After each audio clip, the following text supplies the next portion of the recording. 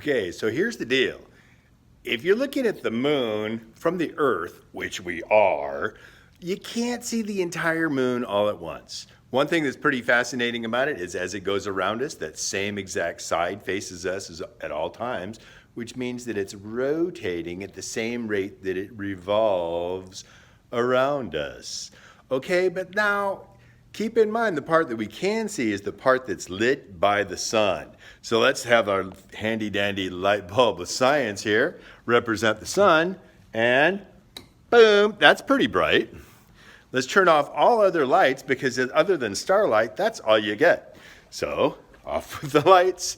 And now, what would it look like when you look at the moon?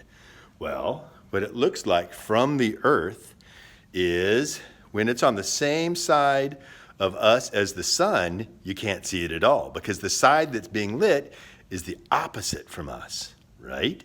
Okay, but as it goes around, notice that it starts getting illuminated on one side and the lit area grows until finally it's opposite the sun, which means the whole thing is lit, which means that's a full moon.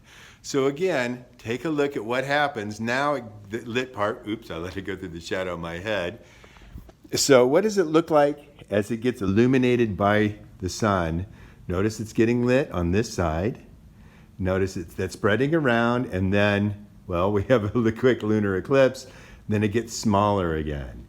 The part that you can see is the part that's illuminated by the sun as it goes around the Earth counterclockwise, all right? Now, to really simulate this, I wouldn't have anything in the background. You got the classroom you can see. But can you see how the illuminated area, here it's shrinking until you get what's called third quarter. There's the new moon when it's facing the lit area, the sun. And then here you have a crescent moon, quarter moon, gibbous moon, full moon.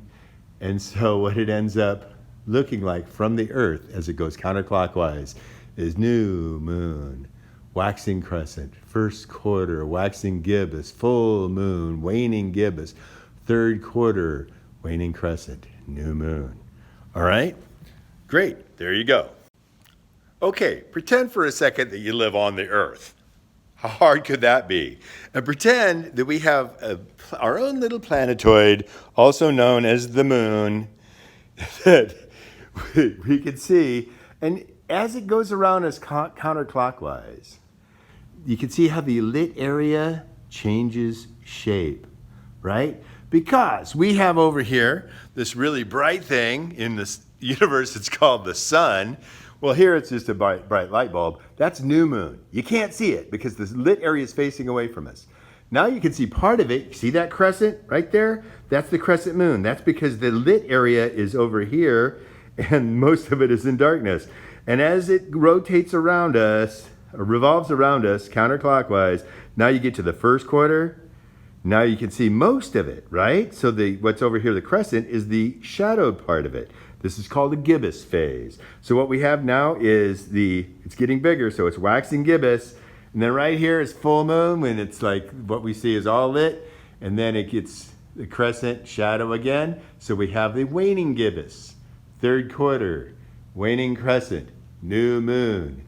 And watch how it changes shape as it goes around counterclockwise. That's because what we can see is the part that's lit by the sun, okay? Pretend for a second that you live on the planet Earth.